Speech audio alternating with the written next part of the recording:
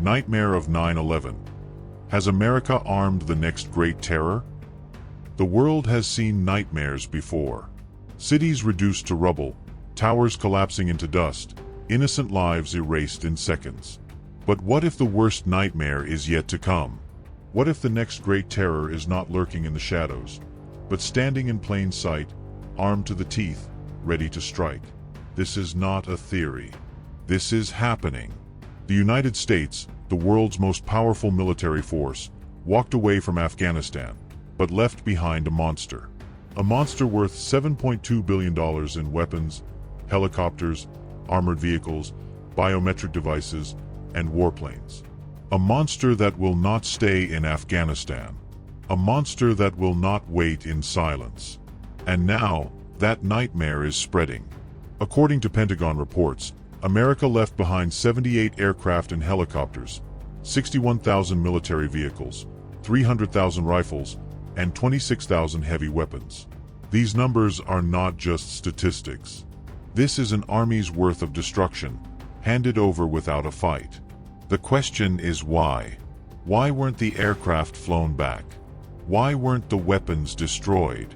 Why were the biometric devices, filled with intelligence on U.S. allies, left behind? This is not how a superpower retreats. This is how a superpower arms its next enemy. Even Hollywood gets it right. War movies always show it. When an army is forced to flee, they burn their bases, destroy weapons, leave nothing behind. But reality is far worse. The U.S. military, with all its power, did not even follow a Hollywood script. It simply walked away, leaving behind an arsenal of nightmares. And now, that nightmare is reaching beyond Afghanistan. According to Al Jazeera, these weapons are now flooding the region. The neighboring countries of Afghanistan are already feeling the heat. Borders once guarded by outdated rifles now face militants equipped with cutting-edge American firepower. The black market is thriving.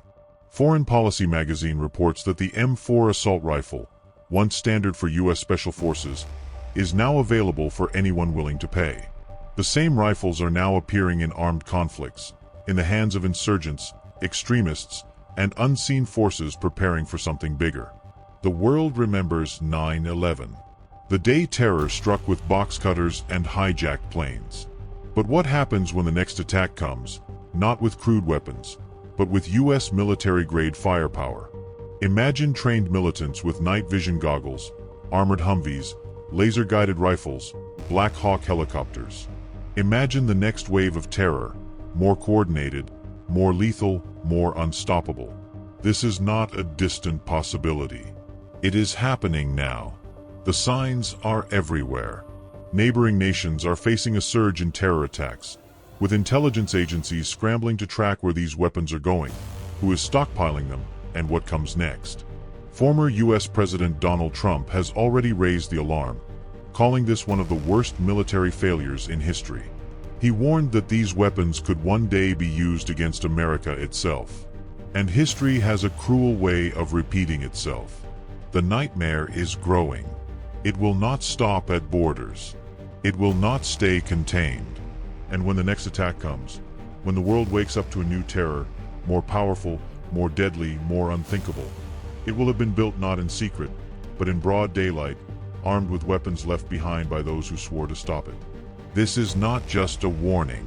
This is a nightmare waiting to unfold.